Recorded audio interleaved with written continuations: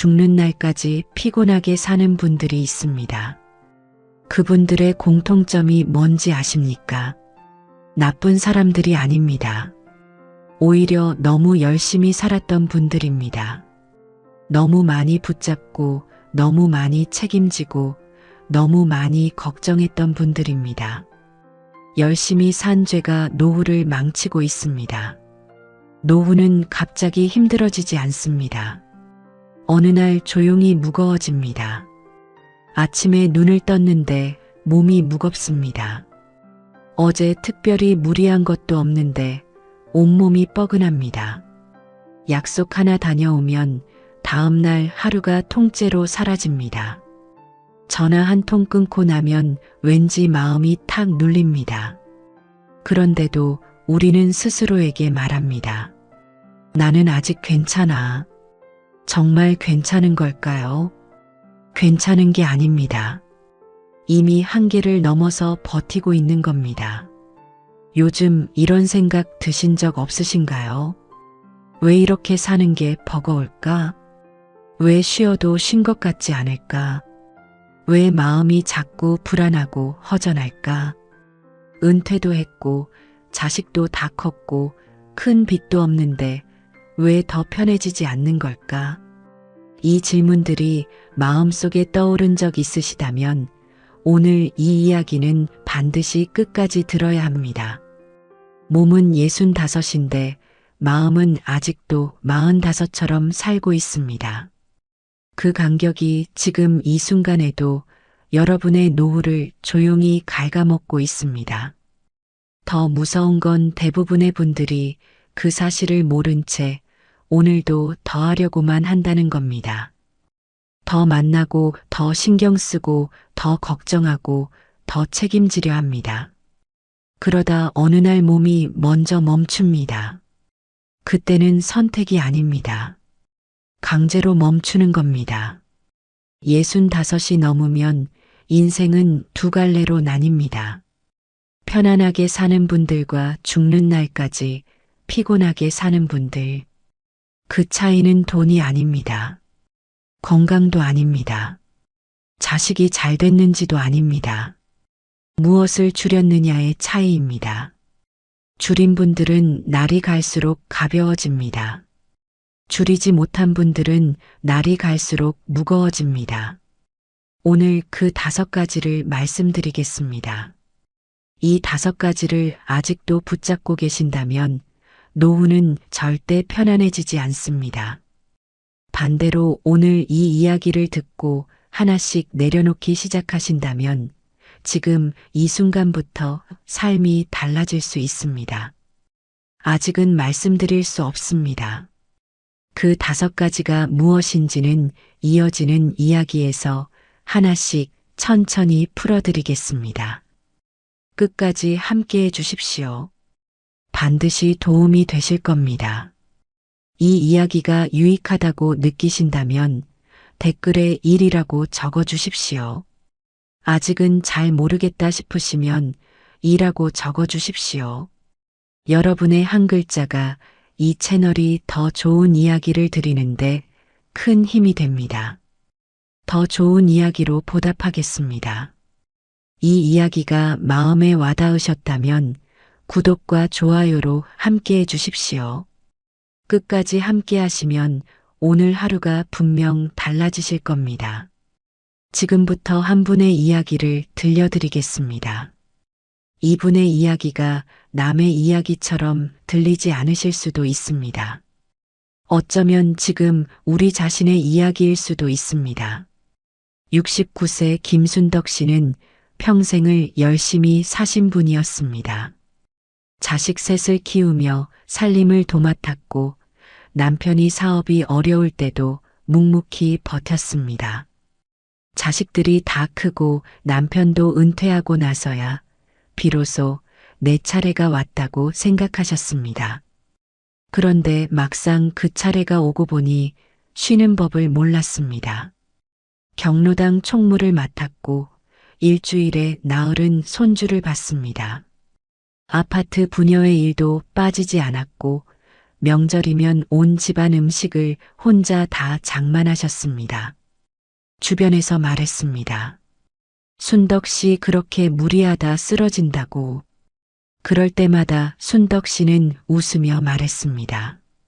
나는 가만히 있으면 오히려 더 몸이 안 좋더라고. 움직여야 살지. 그렇게 2년이 지났습니다. 어느 날 아침 순덕 씨는 눈을 떴는데 몸이 일으켜지지 않았습니다. 억지로 일어나 화장실을 가는데 다리가 후들거렸습니다. 그날 경로당에 나가지 못했습니다.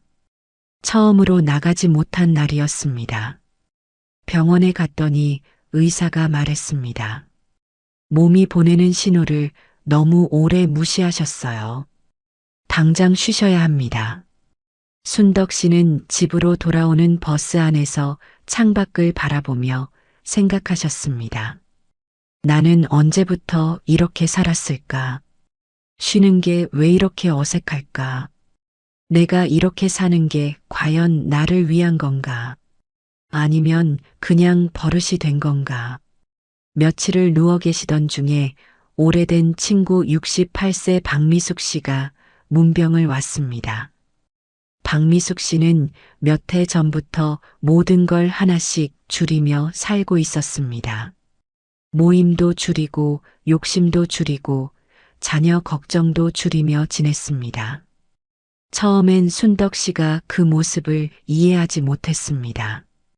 저렇게 살면 심심하지 않을까? 저러다 혼자 외로워지는 거 아닐까? 그런데 오늘 곁에 앉은 박미숙 씨의 얼굴은 참 편안해 보였습니다.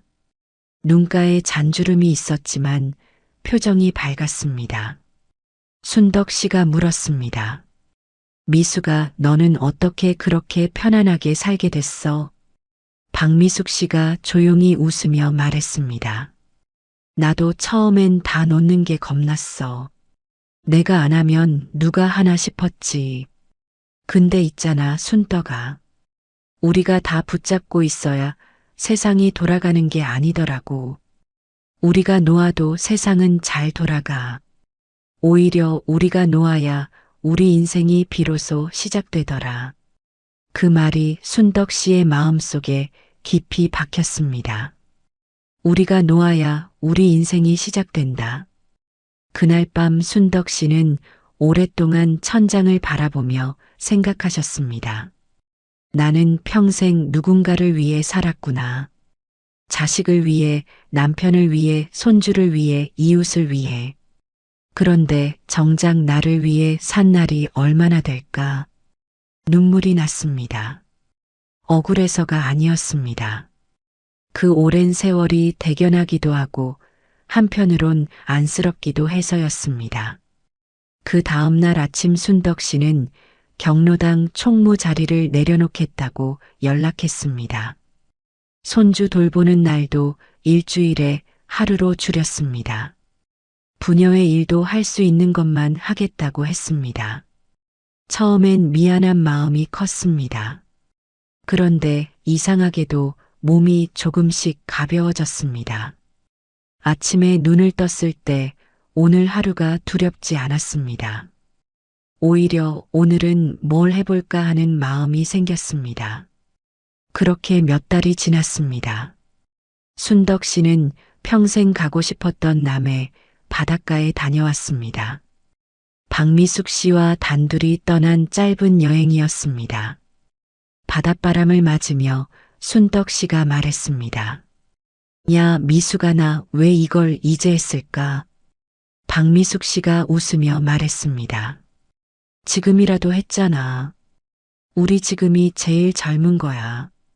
그날 찍은 사진 속 순덕 씨의 얼굴은 참 환했습니다.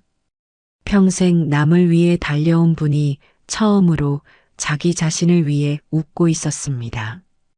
그 웃음이 진짜 순덕 씨의 얼굴이었습니다. 우리도 그 웃음을 가질 자격이 있습니다. 우리도 지금부터 시작할 수 있습니다. 줄이는 것이 지는 게 아닙니다. 비로소 자기 자신으로 사는 겁니다. 69세 김순덕 씨의 이야기가 마음에 남으신다면 그건 단순히 남의 이야기로 느껴지지 않아서일 겁니다. 우리 모두 어딘가에서 순덕 씨처럼 살고 있기 때문입니다. 붙잡아야 한다고 믿었던 것들이 사실은 우리를 붙잡고 있었는지도 모릅니다. 오늘은 그 이야기를 조금 더 깊이 들여다보겠습니다. 순덕 씨가 몸이 쓰러지고 나서야 멈춘 것처럼 우리 대부분은 스스로 멈추지 않습니다.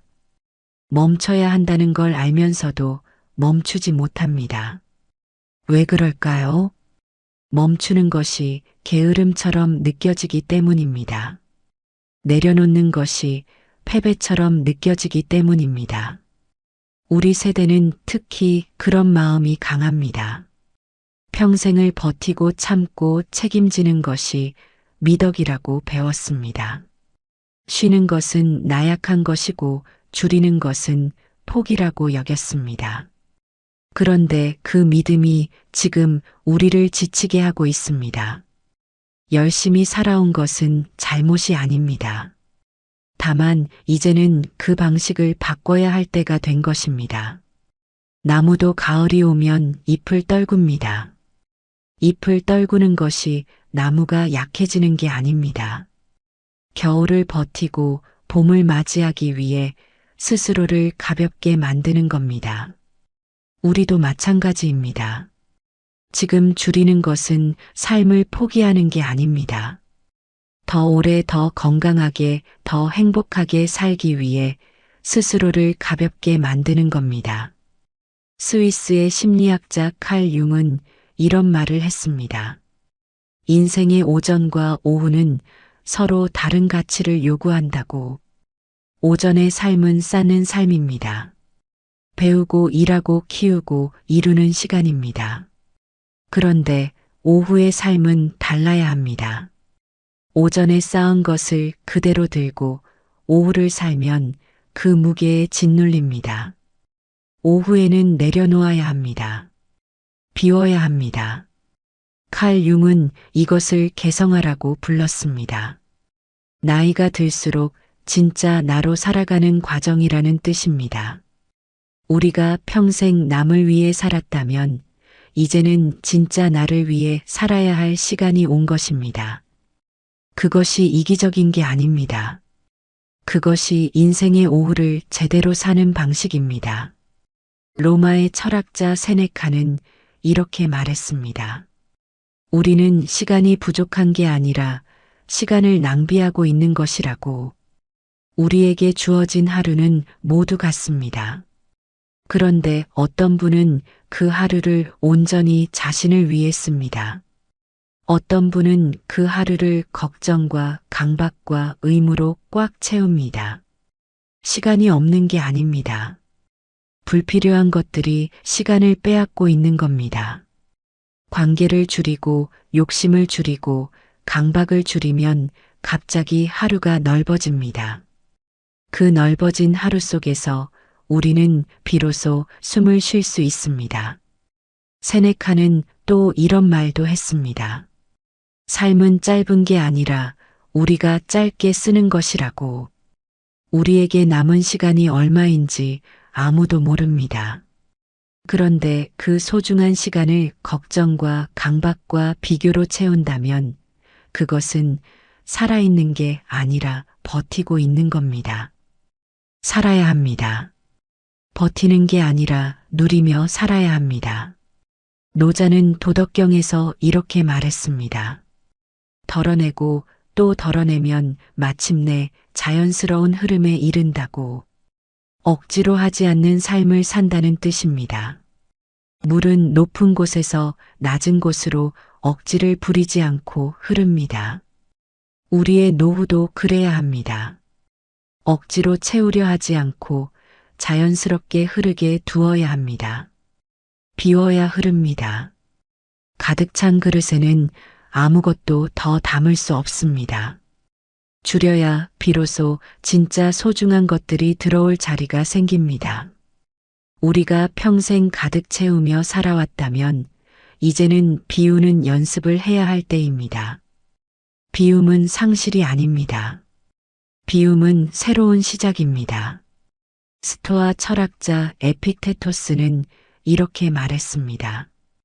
우리를 괴롭히는 것은 사건 자체가 아니라 그 사건을 바라보는 우리의 태도라고. 우리가 힘든 것은 관계가 많아서가 아닙니다. 그 관계를 다 지켜야 한다는 마음 때문입니다. 우리가 지친 것은 자녀가 있어서가 아닙니다. 자녀를 끝까지 책임져야 한다는 생각 때문입니다. 우리가 불안한 것은 가진 게 적어서가 아닙니다. 더 가져야 한다는 욕심 때문입니다. 사건은 바꿀 수 없어도 태도는 바꿀 수 있습니다. 바라보는 방식을 바꾸면 삶이 달라집니다. 우리가 지금 당장 바꿀 수 없는 것들이 있습니다. 몸이 예전 같지 않다는 것, 세월이 흘렀다는 것, 지나간 날들이 돌아오지 않는다는 것. 이것들은 바꿀 수 없습니다. 그런데 그것을 바라보는 마음은 바꿀 수 있습니다. 예전 같지 않은 몸이지만 오늘 이 햇살을 느낄 수 있습니다. 세월이 흘렀지만 그 세월만큼 깊어진 지혜가 있습니다. 지나간 날들은 돌아오지 않지만 오늘 이 순간은 아직 여기 있습니다. 태도를 바꾸면 같은 하루가 전혀 다른 하루가 됩니다. 이것은 특별한 누군가의 이야기가 아닙니다. 우리 세대 대부분이 걸어온 길입니다. 우리는 참 많이 버텼습니다. 어려운 시절을 지나왔고 가족을 위해 자신을 뒤로 밀어왔습니다. 그 삶이 틀린 게 아닙니다. 그 삶이 있었기에 지금의 자녀들이 있고 지금의 가정이 있습니다. 그런데 이제는 우리 차례입니다. 그 긴 세월 동안 뒤로 밀어두었던 나를 이제 앞으로 데려올 차례입니다. 오스트리아의 심리학자 빅터 프랭클은 말했습니다. 삶의 의미를 찾는 것이 인간의 가장 근본적인 욕구라고. 우리가 평생 남을 위해 살아온 것도 의미가 있었습니다. 그런데 이제는 나 자신을 위한 삶에서도 의미를 찾아야 합니다. 내가 좋아하는 것, 내가 편안함을 느끼는 것, 내가 진심으로 웃을 수 있는 것, 그것을 찾는 것이 이기적인 게 아닙니다. 그것이 인생의 후반부를 제대로 사는 방식입니다. 우리가 행복해야 주변 사람들도 행복해집니다. 지치고 무너진 내가 누군가에게 기쁨이 될 수는 없습니다. 나를 먼저 채워야 합니다. 그래야 우리 곁에 있는 사람들에게도 따뜻함을 나눌 수 있습니다. 지금까지 우리는 더하는 방향으로 살았습니다. 더 만나고 더하고 더 채우는 방향으로. 이제는 방향을 바꿔야 합니다. 빼는 방향으로, 줄이는 방향으로, 비우는 방향으로. 이게 말처럼 쉽지 않다는 거 압니다. 평생의 습관을 하루아침에 바꾸는 건 누구에게도 쉽지 않습니다. 그래서 한꺼번에 다 바꾸려 하지 않아도 됩니다. 오늘 딱 하나만 바꿔보면 됩니다. 부담스러운 약속 하나를 정중하게 거절해보는 것. 자녀에게 하려던 걱정 한마디를 속으로 삼켜보는 것. 과거의 후회가 떠오를 때 잠깐 창밖을 바라보며 숨을 한번 크게 쉬어보는 것. 이 작은 하나가 시작입니다. 그 하나가 쌓이면 어느새 삶이 달라져 있습니다. 줄이는 것이 채워지는 것입니다. 비우는 것이 가득 차는 것입니다. 내려놓는 것이 더 단단해지는 것입니다. 우리는 이미 충분히 잘 살아왔습니다. 이제는 잘 쉬어야 할 차례입니다. 잘 쉬는 것도 잘 사는 것입니다. 줄이면 비로소 진짜 삶이 시작됩니다. 그 진짜 삶이 어떤 모습인지 다음 이야기에서 함께 만나보겠습니다. 이제 우리가 어떻게 시작할 수 있는지 함께 이야기해 보겠습니다. 크게 바꾸려 하지 않아도 됩니다. 거창한 결심도 필요 없습니다. 오늘 하루 딱 하나만 줄여보는 것으로 충분합니다. 작은 것 하나를 줄이면 삶이 조금 가벼워집니다. 그 가벼움이 쌓이면 어느새 노후 전체가 달라져 있습니다. 심리학에서는 이것을 작은 승리라고 부릅니다. 큰 변화는 한 번에 오지 않습니다. 작은 변화들이 모여서 어느 날 돌아보면 삶이 완전히 달라져 있는 겁니다. 오늘 약속 하나를 거절했습니다. 내일은 걱정 한마디를 참았습니다. 모레는 과거의 후회 대신 창밖의 하늘을 바라봤습니다. 이 작은 것들이 모이면 한 달 뒤 우리의 하루는 지금과 전혀 다른 하루가 됩니다. 변화는 멀리 있지 않습니다. 오늘 이 순간부터 시작됩니다. 그렇다면 구체적으로 어떻게 줄여나갈 수 있을까요? 관계부터 시작해 보겠습니다. 지금 당장 모든 관계를 끊으라는 게 아닙니다. 만날 때마다 마음이 무거워지는 자리가 있다면 그 자리에서 조용히 한 발짝 물러서는 겁니다. 만나고 나서 집에 돌아왔을 때 편안한지 아니면 더 피곤한지 스스로에게 물어보십시오. 피곤하다면 그것은 신호입니다. 그 관계가 나쁜 게 아닙니다. 다만 지금 나에게는 맞지 않는 겁니다. 진짜 소중한 관계는 만나고 나서 마음이 따뜻해집니다. 웃고 왔는데 집에 와서도 그 웃음이 남아 있습니다. 그런 관계는 지키십시오. 그런 사람은 곁에 두십시오. 한두 명이어도 충분합니다. 깊은 관계 하나가 얕은 관계 10개보다 훨씬 값집니다. 일주일에 한 번 그 사람과 차 한 잔을 나누십시오. 전화 한 통을 드리십시오. 짧은 산책을 함께 하십시오. 관계는 숫자가 아니라 깊이로 가꾸는 겁니다. 그 깊이 있는 관계 하나가 노후를 든든하게 받쳐줍니다. 욕심을 줄이는 것도 마찬가지입니다. 더 가져야 한다는 마음이 올라올 때 잠깐 멈추십시오. 그리고 지금 내가 가진 것들을 하나씩 떠올려 보십시오. 오늘 아침 따뜻한 밥을 먹었습니다. 창밖에 햇살이 들어왔습니다.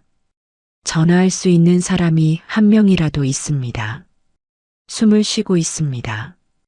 이것들이 당연하게 느껴지십니까? 당연한 게 아닙니다.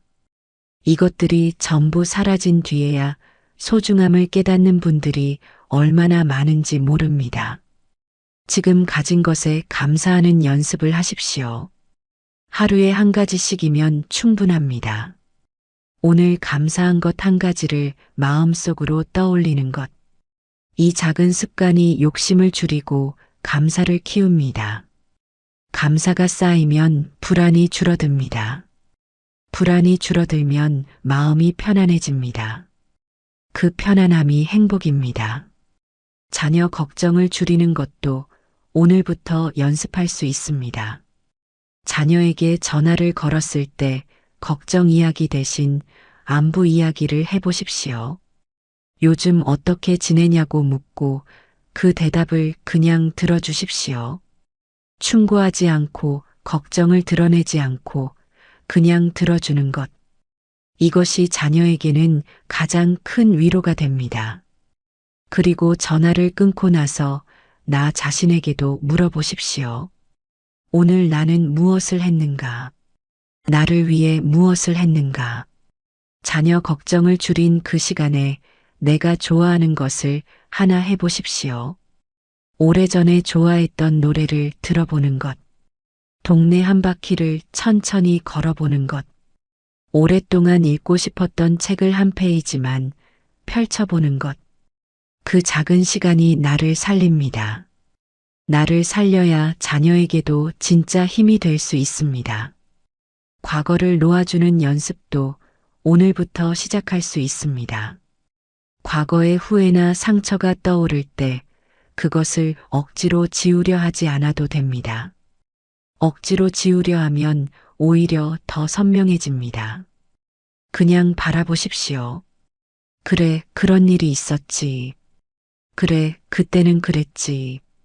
그리고 천천히 고개를 들어 지금 이 순간을 바라보십시오.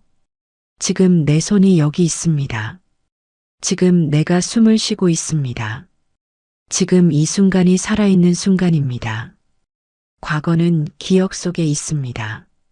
그런데 지금 이 순간은 현실입니다. 기억 속에서 살지 말고 현실 속에서 사십시오. 세네카가 말했습니다. 현명한 사람은 현재 속에서 산다고. 과거는 이미 끝났고 미래는 아직 오지 않았습니다. 우리에게 진짜 주어진 시간은 지금 이 순간뿐입니다. 그 순간을 온전히 살아내는 것이 가장 지혜로운 삶입니다. 강박을 줄이는 것도 마찬가지입니다. 오늘 해야 한다고 생각했던 일 목록을 한번 써보십시오. 그리고 그 목록 중에서 내가 하지 않아도 세상이 무너지지 않는 것들을 골라보십시오. 아마 생각보다 많을 겁니다. 그것들을 내일로 미루십시오. 아니면 다른 사람에게 부탁해 보십시오. 모든 것을 내가 해야 한다는 생각을 내려놓는 것. 이것이 강박을 줄이는 첫걸음입니다. 빅터 프랭클은 말했습니다. 우리가 삶에서 진짜 의미를 찾으려면 스스로에게 솔직해져야 한다고. 내가 이것을 진심으로 하고 싶어서 하는 건지 아니면 해야 한다는 강박 때문에 하는 건지 스스로에게 물어보십시오. 진심으로 하고 싶은 것은 하십시오. 강박 때문에 하는 것은 내려놓으십시오. 그 구분이 삶을 가볍게 만듭니다. 에피테토스는 이런 말을 남겼습니다. 자유로운 사람은 많은 것을 가진 사람이 아니라 적은 것으로 만족하는 사람이라고. 우리가 진짜 자유로워지는 것은 더 많이 가질 때가 아닙니다. 더 많이 내려놓을 때입니다. 관계를 줄이면 진짜 소중한 사람과의 시간이 자유로워집니다. 욕심을 줄이면 지금 이 순간을 누리는 마음이 자유로워집니다. 자녀 걱정을 줄이면 나 자신을 돌볼 시간이 자유로워집니다. 과거를 놓아주면 오늘 하루가 자유로워집니다. 강박을 줄이면 몸과 마음이 자유로워집니다. 줄이는 것이 곧 자유입니다. 내려놓는 것이 곧 행복입니다. 노자는 말했습니다. 족함을 아는 사람은 언제나 풍요롭다고. 우리는 지금 이미 충분히 가지고 있습니다. 다만 그것을 느끼지 못하고 있을 뿐입니다. 줄이기 시작하면 그 충분함이 보이기 시작합니다. 비우기 시작하면 그 풍요로움이 느껴지기 시작합니다. 그리고 그 순간 우리는 깨닫게 됩니다. 행복은 멀리 있지 않았구나. 처음부터 여기 있었구나. 우리 세대는 참 많이 버텼습니다. 참 많이 희생했습니다. 참 많이 사랑했습니다. 그 세월이 헛되지 않았습니다. 그 세월 덕분에 지금 우리가 여기 있는 겁니다. 이제는 그 긴 세월에 대한 선물을 받을 차례입니다. 그 선물은 밖에서 오는 게 아닙니다. 내가 스스로에게 주는 겁니다. 오늘부터 조금씩 줄이는 것. 오늘부터 조금씩 내려놓는 것. 오늘부터 조금씩 나를 위해 사는 것. 이것이 우리가 스스로에게 줄 수 있는 가장 아름다운 선물입니다. 피곤했던 노후가 편안한 노후가 됩니다. 불안했던 노후가 평온한 노후가 됩니다. 외로웠던 노후가 따뜻한 노후가 됩니다. 행복한 노후는 멀리 있지 않습니다. 지금 이 순간부터 줄이기 시작한 사람에게 찾아옵니다. 오늘 이 이야기를 들으신 여러분은 이미 시작하신 겁니다. 이미 첫걸음을 내디디신 겁니다. 그 첫걸음이 여러분의 노후를 바꿔놓을 겁니다.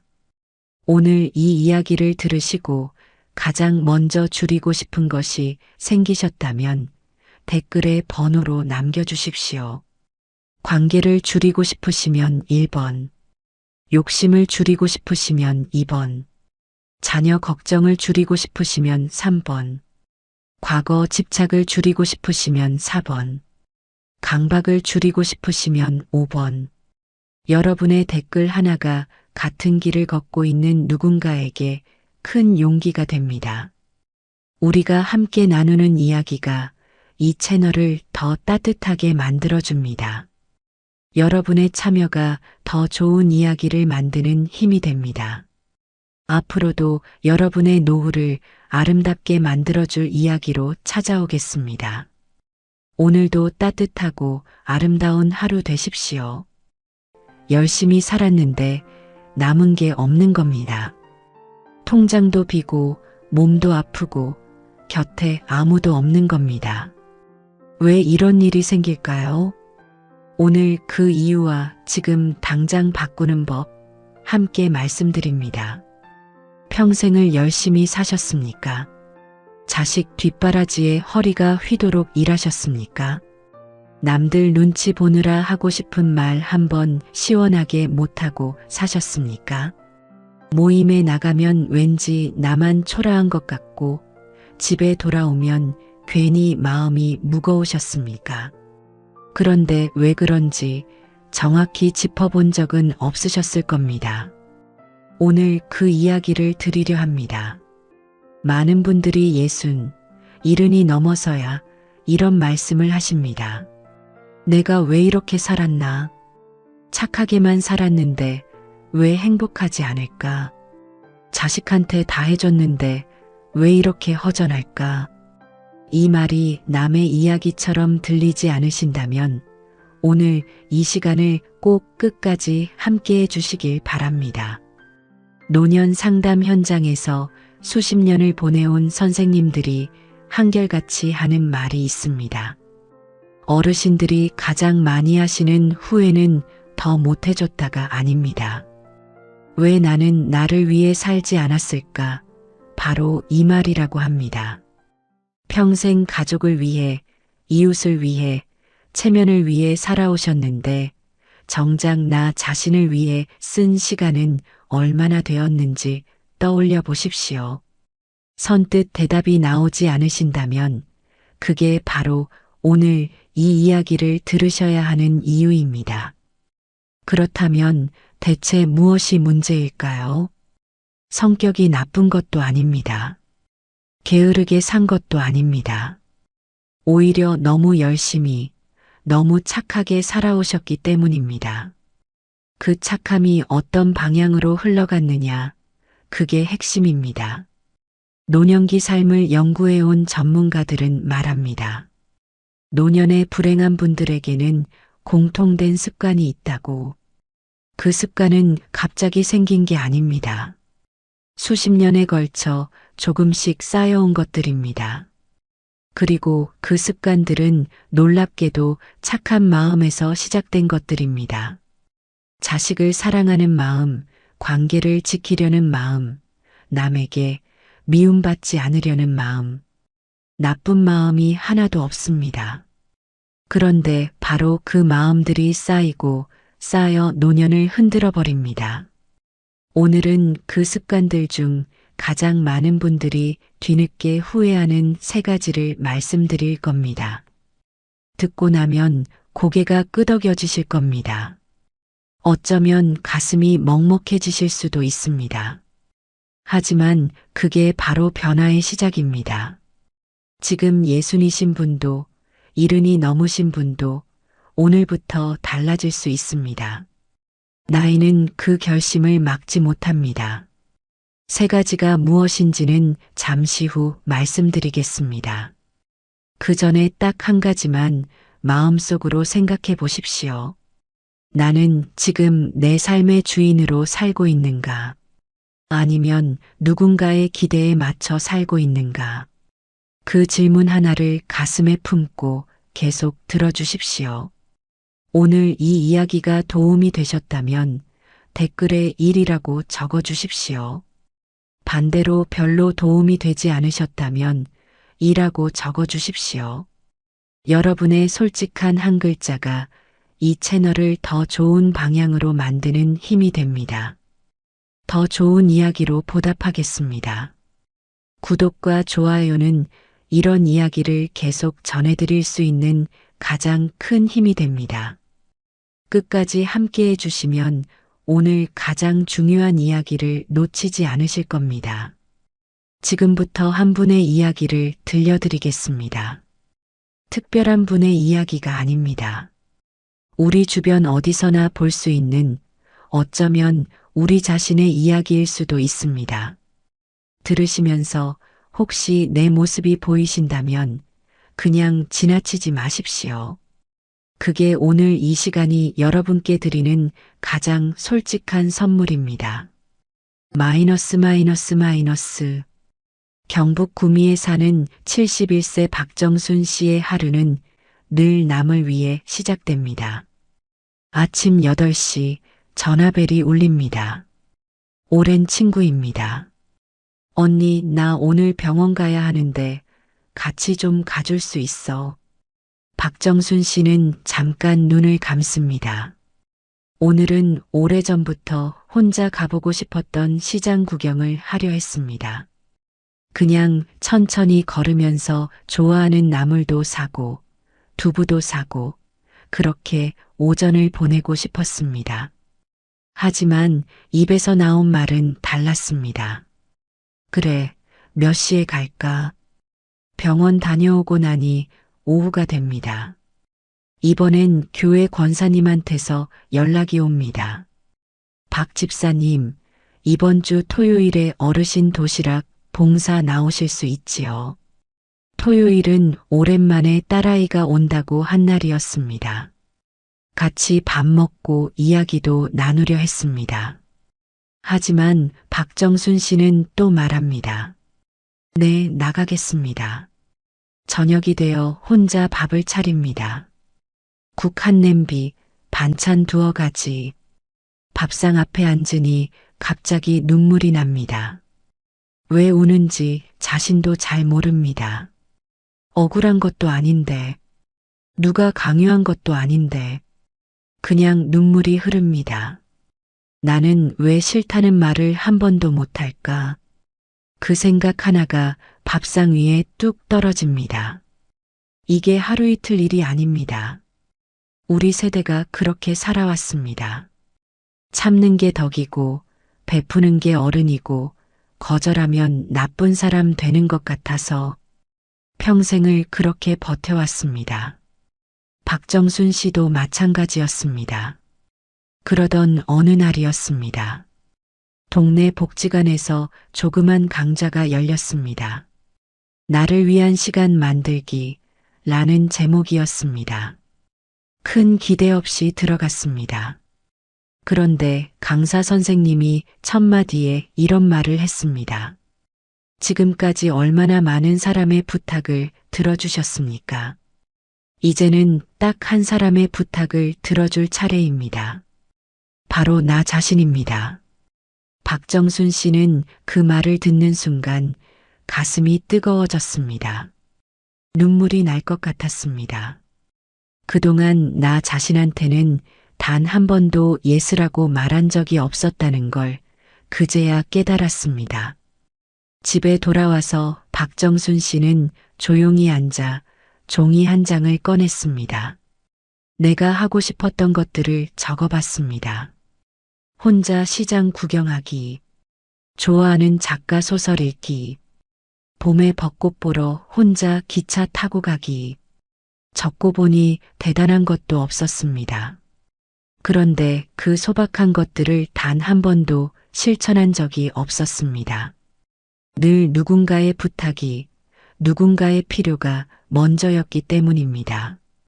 다음 날 아침 또 친구한테서 전화가 왔습니다. 언니, 오늘 시간 되면 나 좀 도와줘. 박정순 씨는 잠깐 숨을 고르고 말했습니다. 미안해. 오늘은 내가 할 일이 있어서 어렵겠어.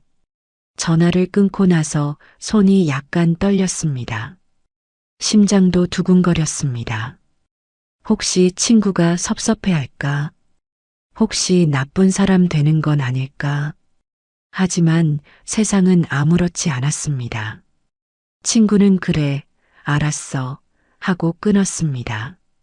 그날 박정순 씨는 혼자 시장에 갔습니다. 좋아하는 나물 한 봉지 사고, 두부 한 모 사고, 전도 한 장 사 먹었습니다. 아무도 재촉하지 않았습니다. 아무 눈치도 볼 필요 없었습니다. 그냥 걷고 싶으면 걷고, 서고 싶으면 섰습니다. 집에 돌아오는 길, 발걸음이 가벼웠습니다. 오랜만에 느껴보는 가벼움이었습니다. 지금 박정순 씨는 한 달에 한 번 꼭 혼자만의 날을 만들어 두었습니다. 그날만큼은 어떤 부탁도 받지 않습니다. 어떤 연락도 먼저 하지 않습니다. 그냥 나만을 위해 씁니다. 벚꽃 피던 날에는 기차를 타고 경주에 다녀왔습니다. 함께 간 사람은 없었습니다. 하지만 혼자였어도 외롭지 않았습니다. 오히려 오랜만에 나 자신과 오붓하게 함께한 하루였습니다. 박정순 씨가 조용히 말합니다. 진작 이럴 걸 그랬어요. 나를 챙기는 게 이기적인 게 아니었어요. 그냥 당연한 거였는데 왜 그렇게 오래 걸렸는지 모르겠어요. 우리도 그렇습니다. 너무 오래 남을 먼저 생각하며 살아왔습니다. 이제는 나 자신에게도 그 따뜻한 마음을 나눠줄 때가 되었습니다. 그게 이기적인 게 아닙니다. 그게 비로소 어른답게 사는 겁니다. 박정순 씨의 이야기를 들으셨습니까? 어떠셨습니까? 혹시 그 이야기 어딘가에서 내 모습이 보이셨다면 오늘 이 챕터가 여러분께 가장 중요한 시간이 될 겁니다. 박정순 씨는 나쁜 사람이 아니었습니다.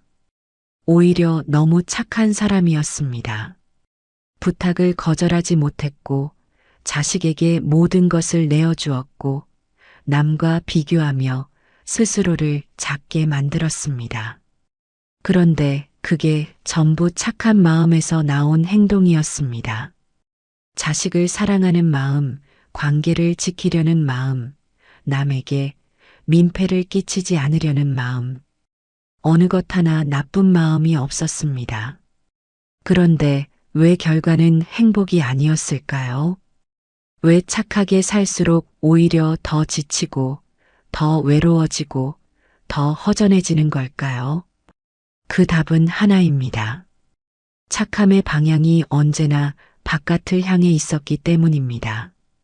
자식에게, 친구에게, 이웃에게, 교회에. 정작 나 자신에게로 향하는 착함은 단 한 번도 없었습니다. 이것이 우리 세대가 가장 많이 반복해온 실수입니다. 로마의 철학자 세네카는 이런 말을 남겼습니다. 모든 사람을 위해 사는 사람은 결국 아무를 위해서도 살지 못한다. 자신을 위해 살 줄 모르는 사람은 남을 위해서도 제대로 살 수 없다는 뜻입니다. 처음 들으면 이기적으로 들릴 수 있습니다. 하지만 천천히 생각해 보십시오. 내 안이 텅 비어 있는데 어떻게 남에게 진심을 줄 수 있겠습니까? 내가 지쳐 쓰러져 있는데 어떻게 자식 곁에 든든하게 있어 줄 수 있겠습니까? 세네카는 그 이치를 2000년 전에 이미 꿰뚫어 보았습니다. 심리학에서는 이것을 자기 소진이라고 부릅니다. 나를 지워가며 타인을 채우는 것입니다. 처음에는 뿌듯합니다. 내가 도움이 되는구나. 내가 필요한 사람이구나. 그 느낌이 나쁘지 않습니다. 하지만 시간이 쌓이면 달라집니다. 내가 원해서 하는 건지 거절하기 무서워서 하는 건지 구분이 안 됩니다. 내가 좋아서 주는 건지 나중에 뭔가 돌아오길 바라는 건지 모르게 됩니다. 그렇게 오래 살다 보면 어느 순간 나 자신이 흐릿해집니다. 내가 뭘 좋아하는지, 내가 뭘 원하는지, 내가 뭘 할 때 편안한지 모르게 됩니다. 박정순 씨가 혼자 시장 나들이를 하면서 그렇게 가슴이 먹먹했던 건 그게 난생 처음 나 자신에게 허락한 시간이었기 때문입니다. 미국의 심리학자 에이브러햄 매슬로는 말했습니다. 자기 자신을 존중하지 않는 사람은 타인도 진정으로 존중하지 못한다. 내가 나를 소중히 여길 줄 알아야 비로소 남도 소중히 여길 수 있다는 겁니다. 자식에게 모든 것을 퍼주면서 정작 자신은 허름한 방에 홀로 앉아 눈물 흘리는 어머니를 자식은 과연 존경할 수 있을까요? 자식 입장에서는 오히려 그게 더 무겁고 괴롭습니다. 부모가 당당하고 건강하게 자기 삶을 사는 모습을 보여주는 것. 그게 자식에게 줄 수 있는 가장 큰 선물입니다. 생각해 보십시오. 우리가 자식에게 가장 바라는 게 무엇입니까? 건강하게, 당당하게, 자기 삶을 즐기며 살아주는 것 아닙니까? 그런데 정작 우리 자신은 그렇게 살고 있습니까? 자식에게 바라는 그 모습을 우리가 먼저 보여줘야 합니다. 그게 말보다 훨씬 강한 가르침입니다. 이게 어느 한 분만의 이야기가 아닙니다. 우리 세대 대부분이 비슷하게 살아왔습니다. 나보다 가족이 먼저였습니다. 나보다 체면이 먼저였습니다. 나보다 관계가 먼저였습니다. 어릴 때부터 그렇게 배웠습니다. 나를 앞세우면 이기적인 사람이 되고 참고 베풀어야 어른이 된다고. 그 가르침이 틀린 건 아닙니다. 하지만 그 가르침에는 중요한 한 가지가 빠져 있었습니다. 나를 지키면서 베풀어야 한다는 것. 내가 서 있어야 남도 도울 수 있다는 것. 우리는 그 절반만 배우고 평생을 살아온 겁니다. 덴마크의 철학자 키르케고르는 평생 이 한 가지를 강조했습니다. 자기 자신이 되는 것, 그것이 인간의 가장 깊은 과제다. 남의 시선 속에 자신을 잃어버리고 남의 기대에 맞춰 살다 보면 결국 내가 누구인지조차 모르게 된다고 했습니다. 우리는 살면서 얼마나 많은 역할을 해왔습니까? 누군가의 어머니로, 누군가의 아내로, 누군가의 며느리로, 누군가의 이웃으로. 그 역할들 뒤에 숨어 있는 진짜 나는 얼마나 오래 잊혀져 있었을까요? 이제는 그 질문을 해볼 때가 되었습니다. 나는 지금 진짜 나로 살고 있습니까? 아니면 누군가의 기대 속에 만들어진 나로 살고 있습니까? 프랑스 사상가 몽테뉴는 이렇게 말했습니다. 가장 위대한 일은 자기 자신의 주인이 되는 것이다. 남의 기대에 맞춰 살아온 세월이 아무리 길어도 오늘 이 순간부터 자신의 주인이 될 수 있습니다. 나이는 그 결단을 막지 못합니다. 예순이든 일흔이든 상관없습니다. 지금 이 이야기를 듣고 계신 이 순간이 바로 그 시작점입니다. 그렇다면 어떻게 해야 할까요? 거창하게 바꾸려 하지 않아도 됩니다. 인생을 통째로 뒤집으려 하지 않아도 됩니다. 딱 3가지만 기억하시면 됩니다. 자식에게는 내가 줄 수 있는 만큼만 주는 것. 나를 초라하게 만드는 모임은 과감히 쉬는 것. 내키지 않는 부탁에는 짧고 단호하게 거절하는 것. 이 3가지는 남을 위한 게 아닙니다. 온전히 나를 위한 겁니다. 우리는 너무 오래 나 자신에게 인색하게 살아왔습니다. 남에게는 아낌없이 주면서 정작 나 자신에게는 한 번도 너그럽지 못했습니다. 이제는 그 방향을 조금 바꿔볼 때입니다. 나를 먼저 생각하는 것. 그게 이기적인 게 아닙니다. 그게 비로소 나답게 사는 겁니다. 그리고 내가 나답게 살 때 주변도 비로소 나를 제대로 바라보기 시작합니다. 내가 나를 소중히 여겨야 남들도 나를 소중히 여깁니다. 내가 나를 지켜야 관계도 오래 갑니다. 내가 먼저 바로 서야 자식도 나를 진심으로 의지합니다. 착하게 사는 것과 나를 잃어버리며 사는 것은 다릅니다. 베푸는 것과 소진되는 것은 다릅니다. 거절하는 것과 나쁜 사람이 되는 것은 다릅니다. 우리는 그 차이를 너무 늦게 배웠는지도 모릅니다. 하지만 지금 이 순간 알게 되었다면 그게 바로 시작입니다. 늦은 게 아닙니다. 오히려 지금이 가장 좋은 때입니다. 남은 시간을 어떻게 살지는 지금 이 순간 내가 결정할 수 있습니다. 다음 챕터에서는 지금 당장 실천할 수 있는 구체적인 방법들을 말씀드리겠습니다. 작은 행동 하나가 삶을 어떻게 바꾸는지 함께 이야기 나눠보겠습니다. 자, 이제 마지막 이야기입니다. 앞서 우리는 왜 착하게 살았는데 행복하지 않은지 그 이유를 함께 들여다봤습니다. 이번 챕터에서는 지금 당장 실천할 수 있는 것들을 말씀드리겠습니다. 거창한 게 아닙니다. 아주 작고 소박한 것들입니다. 하지만 그 작은 것들이 쌓이면 반년 후에 내 삶이 달라집니다. 1년 후에 내 표정이 달라집니다. 함께 시작해 보겠습니다. 먼저 자식 이야기부터 하겠습니다. 자식을 사랑하지 말라는 게 아닙니다. 자식을 사랑하되 내가 무너지면서까지 주지는 말라는 겁니다. 경북 안동에 사는 68세 최명숙 씨는 몇 년 전 아들에게 이런 말을 했습니다. 엄마가 도와줄 수 있는 건 여기까지야. 그 이상은 엄마도 어렵다. 처음엔 아들이 섭섭해했습니다. 다른 집은 다 해주던데 왜 우리 엄마는 안 해주냐고 했습니다. 최명숙 씨는 흔들리지 않았습니다. 엄마도 노후가 있어. 엄마가 건강하고 당당해야 나중에 내 짐이 안 된다. 그 말이 처음엔 차갑게 들렸을 겁니다. 하지만 몇 년이 지난 지금 아들이 말합니다. 엄마 덕분에 우리가 스스로 해결하는 법을 배웠어요.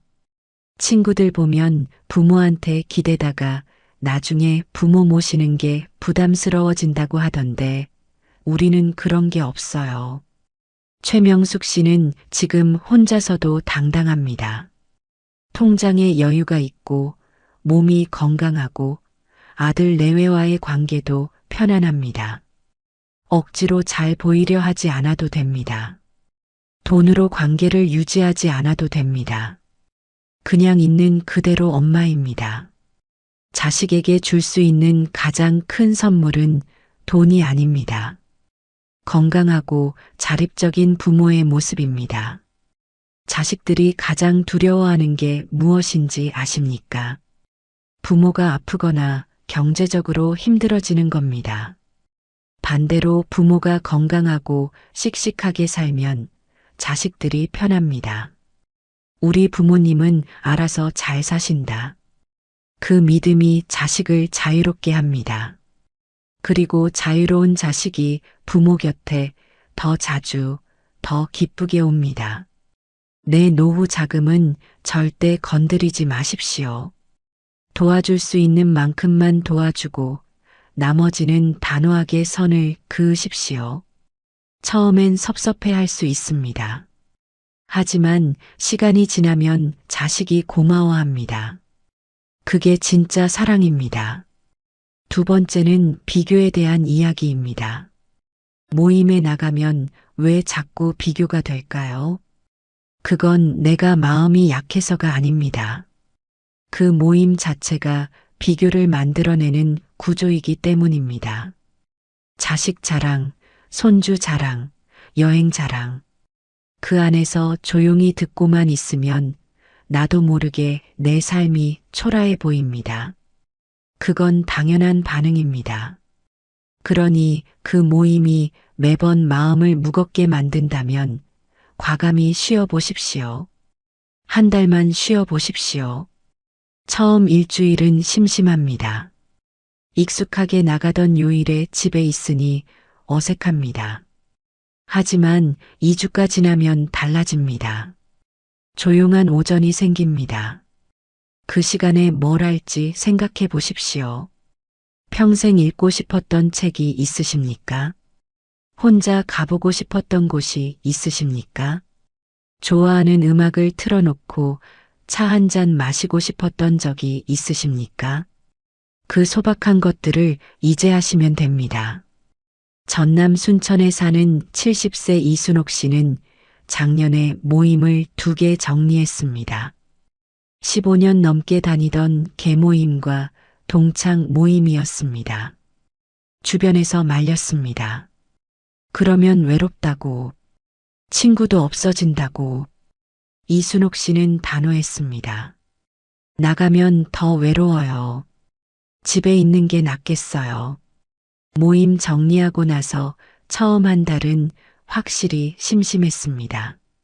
하지만 2달째부터 달라졌습니다. 도서관에서 책을 빌려 읽기 시작했습니다. 평생 시간이 없어서 못 읽었던 소설들을 읽었습니다. 3달째에는 혼자 미술관에 갔습니다. 아무도 재촉하지 않았습니다. 마음에 드는 그림 앞에서 1시간을 서 있어도 됩니다. 4달째에는 혼자 기차를 탔습니다. 강릉에 2박 3일. 누가 어디 가냐고 묻지 않았습니다. 누구 눈치 볼 필요도 없었습니다. 지금 이순옥 씨가 말합니다. 진작 이럴 걸 그랬어요. 혼자 있는 게 이렇게 편한 줄 몰랐어요. 고독과 외로움은 다릅니다. 외로움은 사람이 필요한데 없는 겁니다. 고독은 혼자 있는 시간을 즐기는 겁니다. 고독 속에서 우리는 비로소 나 자신과 마주합니다. 내가 뭘 좋아하는지, 뭘 할 때 편안한지, 뭘 보면 기쁜지, 그걸 알아가는 시간이 고독입니다. 남이 제주도 가든 유럽 가든 상관없습니다. 나는 집 앞 공원 산책이 좋으면 그걸 하면 됩니다. 남의 손주가 영어를 잘하든 피아노를 치든 상관없습니다. 내 손주가 건강하게 웃으면 그걸로 됩니다. 비교를 멈추는 순간 내 삶이 보이기 시작합니다. 내 삶이 보이기 시작하면 그 안에 생각보다 많은 것들이 있다는 걸 알게 됩니다. 3번째는 거절에 대한 이야기입니다. 거절을 못하는 건 착한 게 아닙니다. 심리학에서는 이것을 자기 존중의 부재라고 합니다. 내가 나 자신을 소중히 여기지 않으니까 남의 부탁을 거절하면 큰일 나는 것처럼 느끼는 겁니다. 미국의 심리학자 헨리 클라우드는 말했습니다.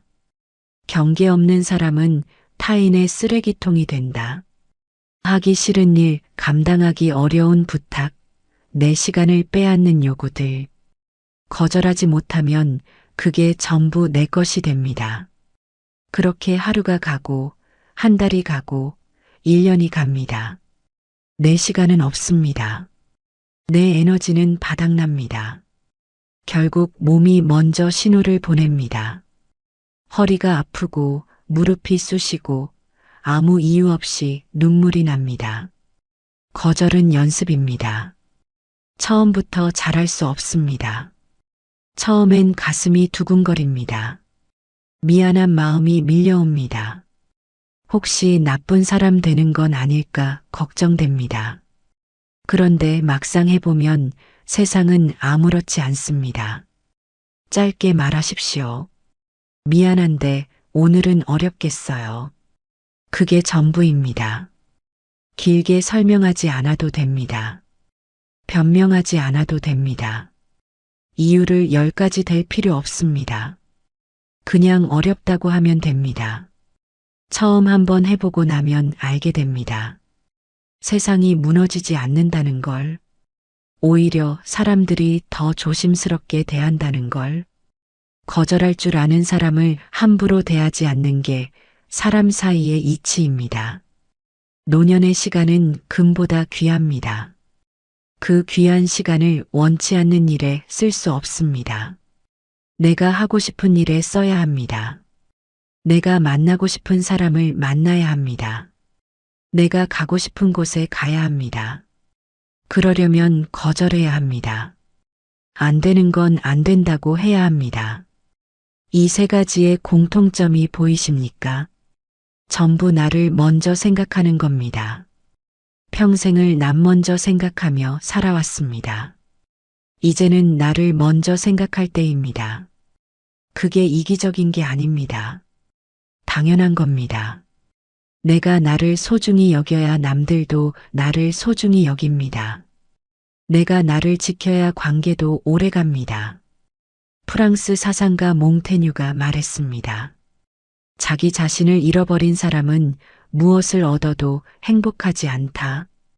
우리가 자식에게 퍼줘도, 모임에 빠지지 않아도, 부탁을 다 들어줘도 행복하지 않았던 이유가 바로 이겁니다. 나 자신을 잃어버린 채로는 무엇을 해도 채워지지 않습니다. 이제 나 자신을 되찾아야 합니다. 그게 남은 인생의 가장 중요한 과제입니다. 관계에 대해서도 한 가지만 더 말씀드리겠습니다. 좋은 관계는 숫자로 만들어지지 않습니다. 친구가 10명이어도 전부 형식적이면 외롭습니다. 진심을 나눌 수 있는 사람이 딱 2~3명이어도 그걸로 충분합니다. 자랑 없이, 비교 없이, 그냥 요즘 어떻게 지내는지 이야기할 수 있는 사람.